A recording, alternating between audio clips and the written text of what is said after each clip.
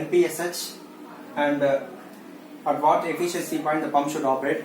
So when again we will go for NPSH. So why it is taking more important? If we don't follow the NPSH, what happens? It leads to cavitation. Cavitation. What is cavitation? The cavitation is nothing but it is forming, it is creating bubbles. Nothing but it forms bubbles. Bubbles in the suction side. Suction side of the pump. So why it forms? It forms when the vapor pressure of the liquid of fluid equal to the suction pressure. So if both the pressure equals, so it will form. The liquid tends to boil. It will tends to boil. So that's why that's where the vapor formation will be there. So for example,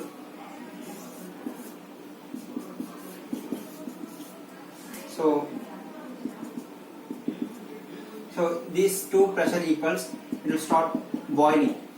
So boiling, when it happens, when the pressure of the liquid equals to the atmospheric pressure, that's where the liquid tends to boil. So that is the boiling point. Same concept will be here. So the vapor pressure of the liquid and the suction pressure will both will become equal. So if it happens, so the liquid tends to boil.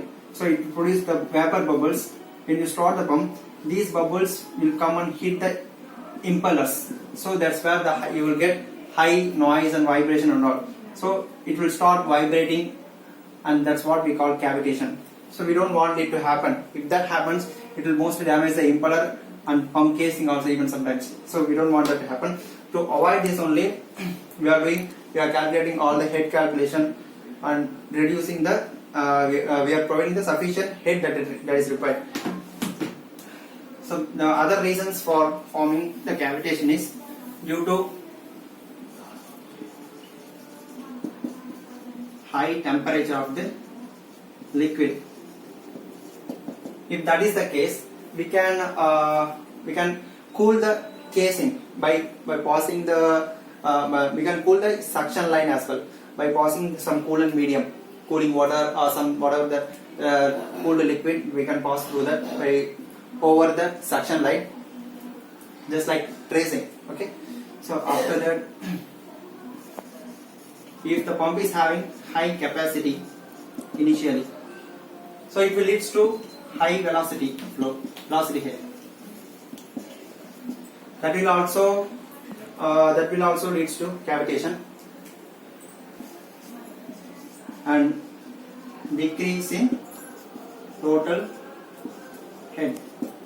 The total head is decreasing. That will also leads to cavitation causes. So the causes for cavitation mainly. So these things should be avoided. That's why to reduce this one, that's why by manufacturing by installing the pump itself, we always try to reduce most of the fittings. We always allow free flow of the liquid at the suction and as well as discharge side. So the mostly if you reduce the fittings and all, we can reduce the friction and as well it will provide free flow of the liquid. So the cavitation may not occur.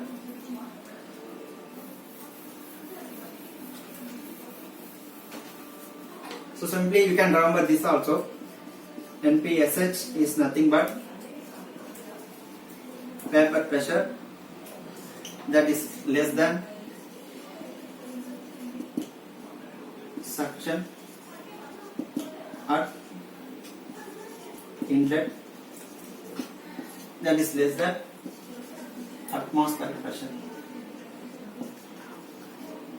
So there is a simple concept. The vapor pressure will be less than the static suction pressure. The static pressure will be less than the atmospheric pressure. If this happens, the cavitation will occur. So we have to reverse that. So for that, we have to follow other things and all, like heating the suction line and all. So now I will simply tell you about the startup of the pump. Even some cases the wrong startup. Even if the priming is not done, if the priming is also very important thing. if priming is not done properly, it will also leads to cavitation.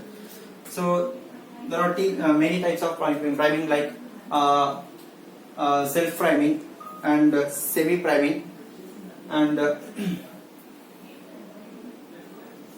manual priming also we have to do sometimes. Mostly we go for manual priming if the pumps are for water purpose and all. So you have to see this one also. And now we'll go for pump startup. So I'm just telling the theoretical part of the pump for the basic understanding. I will also go for the problematic. I will make some problems on each and every part whatever I am explaining now, even for the about BHP calculation and NPSH calculation and how to calculate the NPSH and how to calculate the static head and all. I'll give a few examples later part. So now we will go for the pump startup.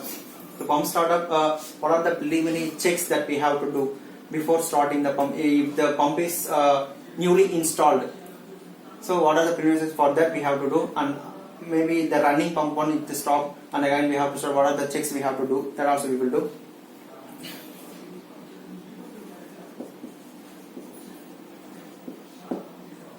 The pump is new one. Preliminary checks. What are the things we have to do? The first one is we have to see the motor power rating. The motor power should not exceed the pump's maximum output. So the motor power check. It should be less than the pump's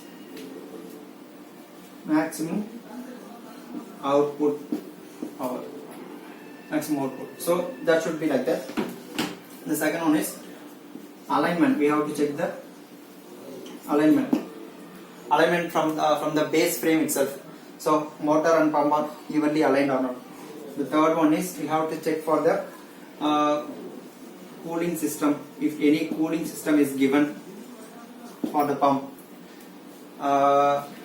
for bearings or for seal system, whatever it is, the cooling system we have to check. Or sometimes it will be a heating system also. Based on that, the pump is maybe used for high temperature pumps. So in that cases, heating system will be there. Okay. So the next one is suction discharge valves and discharge valve status. Sometimes the valves will be open or closed condition, or it is leaking or not, or maybe the lines are properly flushed or not. The valves are open as per the blind list and all. So there are things we have to check, and also the free rotation. Free rotation we have to check whether the pump is, if you run the shaft by hand, it should rotate freely without not much resistance. So that also we have to check.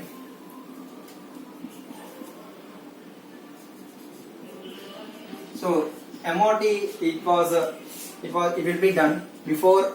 MOT is nothing but motor run test. It will be done before coupling the pump and the driver or motor, whatever it is. So that should be done before coupling, whether the motor is rotating in the right direction. So to check the direction of this motor and as well pump, the lube oil level we have to check and line up, and as well seal system. Seal system is also very, very important. The seal system, when you go for the seal system, it is having around about 21 system. I will explain a simple class on that seal system. So it is a vast subject. We'll go for that later. So these are the checks we have when we go for the new pump startup. And how to start how to if you are a process engineer or process field operator, how to start the pump, that we will see.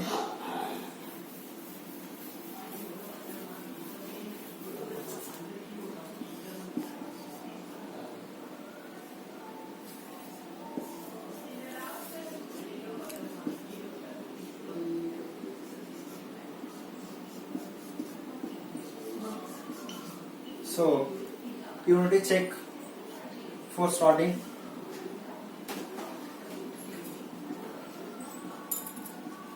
Initially we will go for priming.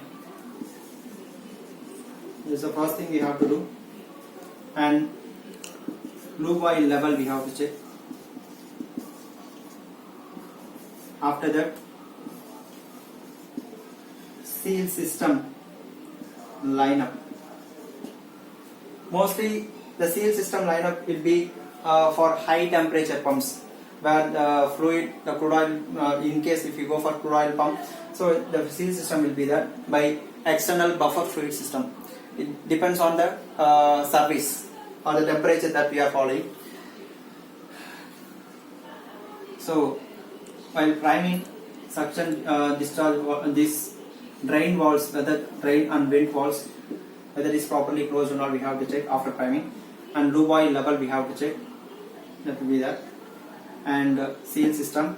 After that, the position of suction discharge valve, whether the valve is the pump, while starting the pump, the suction valve should always be open fully. Okay. And suction pressure, that will be monitored after startup. And discharge pressure. Okay.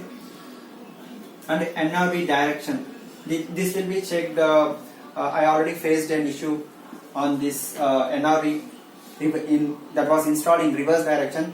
We were while we were starting the pump, that was happened in pre-commissioning and commissioning also. So we have started the pump. We are waiting for the DP router. That will be the pump was operating at very high amps, but we did not get the full flow. We were getting very minor flow, sometimes no flow also. So after checking the NRV position, it was in reverse direction. So again we have to remove. We had removed and changed the direction. So this is a very important one. We have to whether the involve is installed in right direction or not. So NRV direction is mostly important. When we go for new plant, mostly happens. And discharge valve. So discharge valve position, we can start either it is in fully closed condition or in partially open condition while starting the pump.